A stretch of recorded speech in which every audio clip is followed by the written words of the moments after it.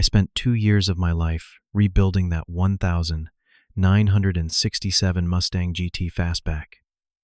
Every evening after work, every weekend, thousands of hours of labor, and over $30,000 invested in parts alone. So imagine my shock when I returned from a business trip to find it missing from my assigned parking spot. The real gut punch came when I called my parents in a panic, thinking it had been stolen, only to hear my father say casually, "Oh, we gave that to your brother for his birthday. He legally owns it now." They had somehow forged my signature on the title transfer, handed my pride and joy to my entitled younger brother, and expected me to just accept it. What followed was the hardest decision I ever made, to file criminal charges against my own parents. Before I tell you what happened next, and how this changed our family forever, let me know where you are watching from. And hit that like button if you have ever had to stand up for yourself against family members who crossed the line. Cars have been my passion since I was old enough to distinguish a Ford from a Chevy. While other kids had posters of superheroes or sports stars, my childhood bedroom walls were plastered with images of classic American muscle cars. My father occasionally encouraged this interest when I was young, taking me to car shows and teaching me basic maintenance, though his enthusiasm always seemed conditional on my brother Marcus showing interest as well. When Marcus inevitably lost interest, my father's participation waned, leaving me to pursue my automotive passion largely on my own. Throughout my teenage years, I worked after school at a local garage learning from mechanics who recognized my natural aptitude. By 18, I could diagnose engine problems by sound alone, and had developed a particular fascination with Ford Mustangs of the 1960s era. Their perfect balance of power style and American automotive history represented everything I loved about cars. After college, where I studied mechanical engineering while working part-time, I secured a position with an automotive design firm that allowed me financial stability and the eventual opportunity to pursue my dream project, restoring a classic Mustang from the ground up. For 3 years, I saved, diligently researched exhaustively, and networked with restoration specialists and parts dealers across the country. The opportunity came on an otherwise unremarkable Saturday in April when I spotted a listing on an online marketplace for a 1967 Mustang GT Fastback in Highland Green. The seller described it as needs complete restoration, not running significant rust issues. The photos showed a vehicle that many would consider beyond salvation. Faded paint, missing interior components, evident body damage, and an engine compartment that looked more like an archaeological excavation site than a functional powertrain. Where others saw a hopeless case, I recognized the solid bones of a legendary vehicle. After negotiating the price down to $8,000 based on the extensive work needed, I arranged a trailer and brought my project home to the 2-car garage I had specifically sought when renting my apartment. The restoration became my second job and primary passion. I documented everything meticulously, both for personal satisfaction and insurance purposes. Each removed component was photographed, labeled, and either restored or replaced. I sourced original parts when possible, consulted with specialists for the trickiest aspects, and spent countless hours researching factory specifications to ensure authenticity. While immersed in this project, the complex dynamics of my family continued their familiar patterns. My younger brother Marcus, 4 years, my junior, had always been the focal point of my parents' attention and resources. Where I had worked through college with minimal family support, Marcus received full financial backing, including a new car every 2 years, despite frequently dropping classes and changing majors. This pattern of preferential treatment had been a constant in our family structure since childhood. When I received a scholarship to attend engineering school, my achievement was acknowledged with casual congratulations. When Marcus was accepted to a less competitive program years later, my parents hosted an elaborate celebration and purchased him a new laptop and car as study aids. I had made peace with this reality years ago, focusing on building my own life and finding validation through my career achievements and personal projects rather than parental approval. The physical distance between us, I lived about 40 miles from my parents' suburban home, helped maintain a cordial, if somewhat distant relationship. We gathered for major holidays and occasional family dinners. Interactions I approached with measured expectations and emotional boundaries. My brother and I maintained a similarly detached relationship. While not openly hostile, we had little in common beyond shared DNA and family history. Marcus seemed to view my self-sufficiency with a mixture of resentment and dismissal, occasionally making comments about my obsession with cars or questioning why anyone would waste money on old junk when referring to my restoration project. Throughout the 2-year restoration process, I occasionally shared progress photos of the Mustang in family group texts or during holiday gatherings. My parents responded with polite but minimal interest, while Marcus typically ignored these updates entirely. The lack of enthusiasm from my family did nothing to diminish my own satisfaction as I watched the Mustang transform under my dedicated care. When the restoration was finally complete, the result exceeded even my own expectations. The Highland green paint gleamed under perfect lighting. The rebuilt 390 V8 engine purred with period-correct power, and every chrome accent and interior detail had been restored to factory specifications or better. I registered the vehicle in my name, obtained collector car insurance with an agreed value of $40,000, reflecting my investment of $32,000, plus the appreciated value of such a carefully restored classic, and proudly drove it on weekends and to classic car gatherings. For 11 months, the Mustang brought me unalloyed joy. Then came the business trip to Chicago, a week-long conference where I was presenting our firm's latest innovations in sustainable materials for automotive applications. I had arranged for a neighbor to periodically check on my apartment, and garage declined. Marcus's unexpected offer to car sit an interest. I found suspicious given his previous dismissal of the vehicle and left with the usual traveler's mild anxiety, but no specific concerns. The conference went exceptionally well. My presentation received positive feedback, potentially opening new professional opportunities. I returned home late on a Friday evening, eager for a weekend drive in the Mustang after a successful but exhausting week away. The empty parking spot registered first as confusion, then escalating alarm. My neighbor confirmed he had seen the car in its usual place just 2 days earlier. With growing dread, I called the local police to report a possible theft, then reached out to my parents, not because I suspected their involvement, but simply as part of informing family about this significant personal crisis. My father's casual response, "Oh, we gave that to your brother for his birthday. He legally owns it now," was so disconnected from reality that for a moment I thought he had misunderstood which car I was discussing. The clarification that followed, delivered in his matter-of-fact tone, confirmed the incomprehensible. They had somehow transferred ownership of my meticulously restored Mustang to Marcus without my knowledge or consent.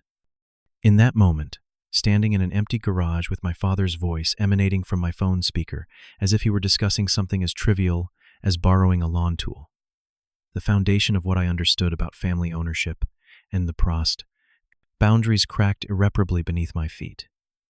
The drive to my parents' suburban home passed in a blur of disbelief and mounting anger. Questions cycled through my mind.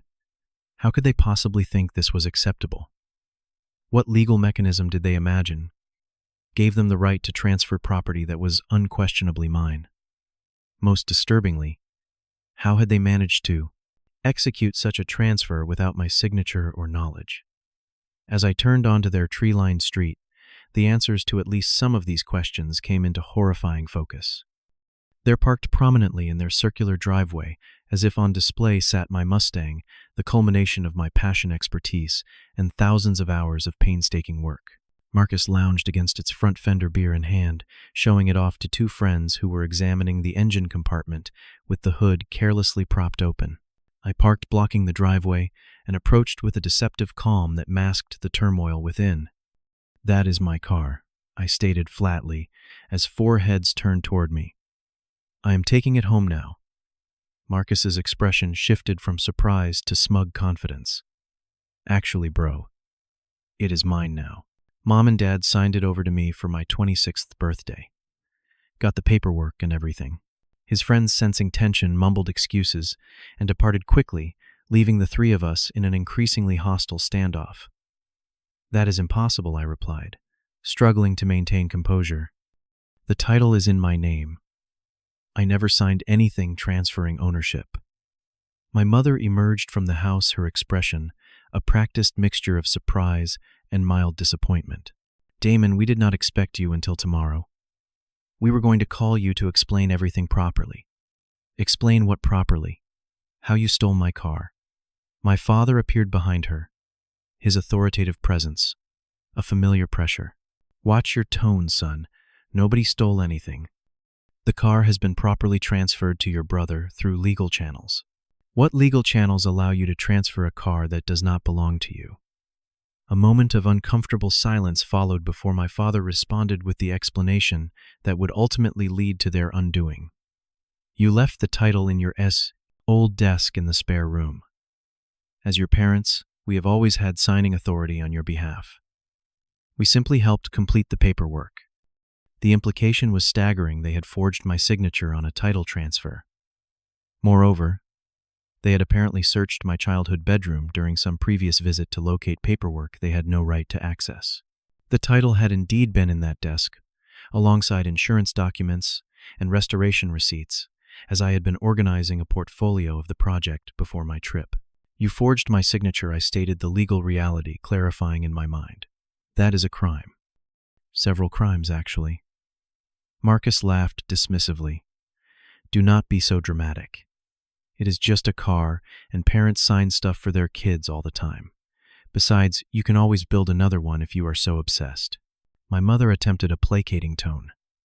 Damon, you have always been so good with your hands, and Marcus has always loved that car. He has never shown the slightest interest in that car, I interrupted. He has actively mocked my restoration work for 2 years.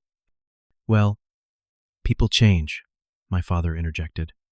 The point is, the transfer is complete. The car belongs to Marcus now. We expected you to be more mature about this, considering how successful you are with your career. Marcus deserves something special too. The conversation devolved from there into familiar patterns. My parents minimizing my feelings, Marcus making snide remarks about my selfishness, and increasingly transparent attempts to manipulate me into accepting their narrative. When I demanded to see the paperwork, my father reluctantly produced a title transfer with a signature that bore only a passing resemblance to my own. This is forgery, I said quietly, photographing the document with my phone, and auto theft. I am going to give you one opportunity to return my car and the original title. Otherwise, I will have no choice but to report this to the police. Their reactions revealed much about our family dynamic. My mother gasped, as if I had physically struck her. My father's face hardened with the same expression he had worn whenever I had defied his authority throughout childhood. Marcus simply laughed clearly, believing this was an empty threat. You would not dare, my father stated flatly. We are your family. Family does not steal from family, I responded. I paid for that car. I restored it with my own hands. The registration and insurance are in my name alone. What you have done is illegal regardless of our relationship. My mother began crying, a strategy that had often succeeded in the past when family conflicts arose. How can you even think of involving police? What would the neighbors say? What about your father's reputation in the community? I looked between them, my entitled brother, manipulative mother, and authoritarian father, and realized with startling clarity that their concern was not for my feelings or rights, but solely for how their actions might reflect on them if exposed. You have 24 hours to return the car and original documents, I said finally. After that, I will file a police report for auto theft and forgery. As I turned to leave, my father delivered what he clearly believed was his trump card. If you do this, you are no longer part of this family. Think carefully about that before you make threats. I paused only briefly before responding. I will be expecting the car by tomorrow evening, and walked away. The 24 hours passed without contact from any family member. No apologetic phone call, no text message arranging the return of the vehicle, no acknowledgement whatsoever of the severity of the situation. As the deadline approached, I prepared the documentation I would need. The original bill of sale restoration, receipts, insurance policy, registration maintenance records, and photographs documenting my ownership from purchase through completion. Filing the police report was surreal, sitting across from an officer, explaining that yes, I wanted to report my own parents and brother for auto theft and forgery. The officer, to his credit, maintained professional composure, though his raised eyebrows conveyed his surprise at the unusual family dynamic.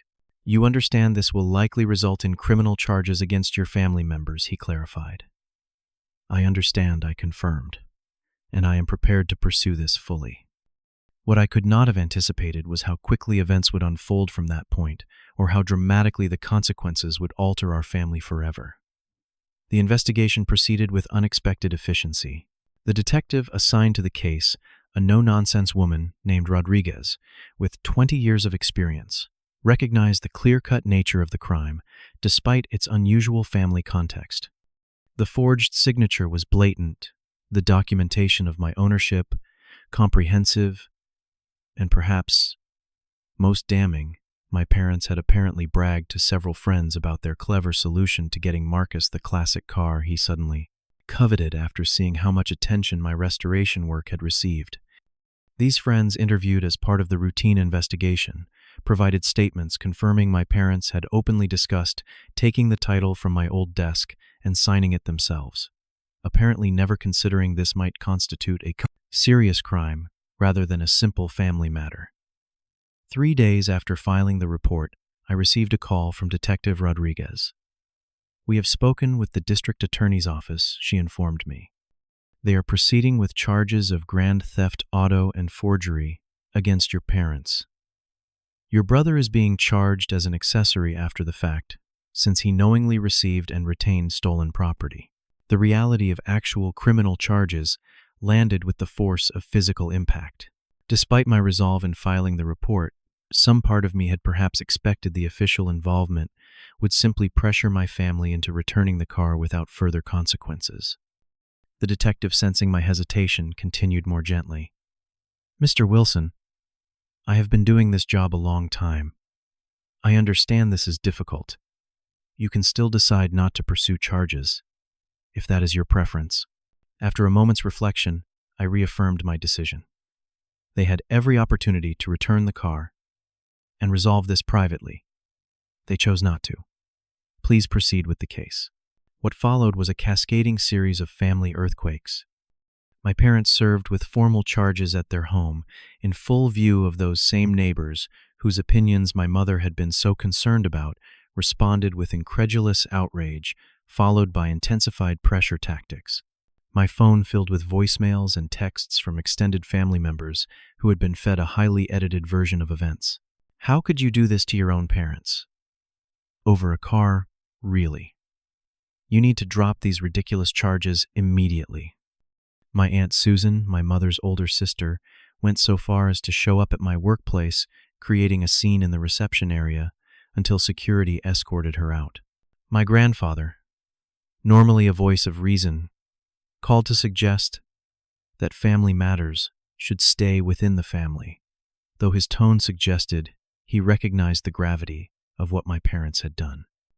Meanwhile, Marcus embarked on a campaign of harassment, driving my car past my apartment at odd hours, posting mocking social media updates about his new ride, and eventually escalating to thinly veiled threats about what might happen to the vehicle if I continued pursuing charges. I documented each incident, meticulously forwarding evidence to Detective Rodriguez and my newly retained attorney. The district attorney's office added harassment charges to Marcus's growing legal troubles, and a judge issued a temporary restraining order prohibiting him from coming within 500 feet of my residence or workplace. Through all this external chaos, I experienced a strange internal clarity. Years of normalized boundary violations and emotional manipulation crystallized into recognizable patterns. What had once seemed like ordinary, if frustrating family dynamics, now revealed themselves as genuinely toxic behaviors that had shaped my understanding of relationships and self-worth in profoundly negative ways. My parents' defense strategy shifted as the court date approached. Their attorney attempted to frame the situation as a simple misunderstanding, a well-intentioned gift gone wrong due to procedural oversights. This narrative collapsed when faced with evidence of the deliberate forgery and subsequent harassment. Their fallback position that, as parents, they had implicit authority to manage their adult son's property was dismissed by the judge with barely concealed incredulity. The defendant is 30 years old, financially independent, and the clear legal owner of the vehicle in question, he noted during a preliminary hearing. The notion that parenthood confers some kind of lifetime authority over an adult child's property is without legal merit. Throughout these proceedings, my parents maintained a posture of righteous indignation, seemingly unable to comprehend that their actions constituted actual crimes rather than acceptable parental prerogatives. This disconnection from legal reality ultimately undermined their defense and accelerated the case toward its inevitable conclusion. On a rainy Tuesday morning, after multiple delays and failed attempts at plea negotiations, my parents stood before the court and heard the judge deliver his verdict guilty on all counts. The sentences were relatively lenient given their lack of prior criminal history: 2 years probation, 200 hours of community service, mandatory counseling, and full restitution for any damages to the vehicle. Marcus, who had accepted a plea deal earlier in the process, received similar probation terms, plus an additional restraining order prohibiting contact with me for 1 year. The car was ordered, returned to me immediately. When I arrived at the impound lot, where it had been held as evidence, the sight of my once pristine Mustang nearly broke me. In a final act of spite, Marcus had apparently taken a key to the paint, gouged the leather upholstery, and poured something caustic into the gas tank that had damaged the fuel system. The restoration work I had completed with such care would now need to be substantially repeated. As I arranged for the damaged vehicle to be transported to a specialized restoration shop, I received a text message from my father, the first direct communication since his arrest. "I hope you are satisfied with what you have done to this family." In that moment, I recognized that genuine reconciliation might never be possible with people so fundamentally unable to acknowledge the wrongness of their actions. The realization brought grief, but also an unexpected sense of freedom. The ties that had bound me to toxic patterns had been severed not by my choice alone, but by the natural consequences of their own behavior. 6 months have passed since the court case concluded. The Mustang has been fully restored once again, this time with additional security features and storage at a specialized classic car facility rather than my home garage. The second restoration became unexpectedly therapeutic, a reclaiming of not just the vehicle, but my autonomy and boundaries. The family landscape has transformed permanently.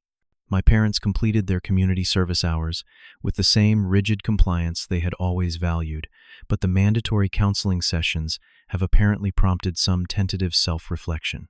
Last month, I received a letter from my mother, not quite an apology, but an acknowledgement that things could have been handled differently. My father remains more entrenched in his position, though his communications have evolved from outright blame to careful inquiries about moving forward as a family. I respond selectively, maintaining firm boundaries about what I will discuss and what behaviors I will accept. The process is uncomfortable but necessary. Marcus continues his pattern of entitlement, having recently approached our grandparents for money to buy a different sports car since Damon ruined his birthday gift. To their credit, they declined, suggesting instead that he focus on maintaining steady employment advice that has apparently strained that relationship as well. The most surprising development has been the reconnection with extended family members I had previously known only superficially.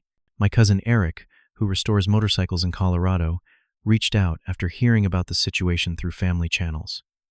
What they did was completely wrong, he stated simply in his first email. "I would love to see the Mustang sometime when you feel comfortable sharing it." This straightforward acknowledgement of the fundamental wrongness of my parents' actions without qualification or family loyalty caveats opened the door to a genuine friendship based on shared interests and mutual respect. Similar connections have formed with an uncle on my mother's side and several cousins who recognized the situation for what it was rather than what family mythology tried to make it. Perhaps most importantly, the car community, that had always been my informal support system, rallied with practical assistance during the second restoration process. Fellow enthusiasts offered rare parts technical advice and even workshop space when needed. These connections based on shared passion rather than obligation have evolved into friendships that feel more authentic than many of my family relationships ever did. The legal consequences of the case have reverberated in unexpected ways. My parents' standing in their community has indeed suffered, though primarily because their actions became public knowledge rather than because of any criminal record. Several of their friends have privately contacted me to express support, suggesting that my parents' behavior had crossed boundaries with others as well over the years. The financial impact has been substantial for them. Between legal fees, restitution for the damage to the Mustang, and the community's diminished trust affecting my father's real estate business, they have had to significantly downsize their lifestyle. Marcus, whose job history was already spotty, has struggled to find employment with a criminal record, though he typically frames this as everyone else's fault, rather than a consequence of his choices. As for me, the experience clarified values and boundaries I had previously allowed to remain fuzzy in the name of family harmony. I have become more selective about where I invest emotional energy, more confident in expressing needs directly, and more comfortable with the reality that healthy relationships require mutual respect rather than one-sided accommodation. The Mustang, now more securely mine than ever, has become not just a beloved vehicle, but a symbol of reclaimed autonomy. Each time I take it for a weekend drive along coastal roads, the engine's distinctive rumble serves as a reminder that some things are worth protecting, even when that protection comes at significant personal cost. Recently, I was invited to display the car at a regional classic automobile show. As I detailed every chrome accent and leather surface in preparation, I realized how completely the vehicle had transformed from a source of trauma back into a source of pride. The blue ribbon it won in its class felt like validation, not just of the restoration work, but of the difficult choices that allowed it to remain in my care. Have you ever had to stand up for yourself against family members who crossed important boundaries? What did it cost you, and what did you gain in the process? Share your experiences. In the comments below, your story might help someone facing a similar difficult choice right now. If this account of setting necessary boundaries resonated with you, please hit the subscribe button and give this video a thumbs up to help others find it. And if you know someone struggling with family members who do not respect their property or autonomy, share this as a reminder that sometimes the hardest boundaries to enforce are the most necessary ones. Thank you for listening, and remember that healthy relationships, even with family, should be built on mutual respect rather than obligation or control.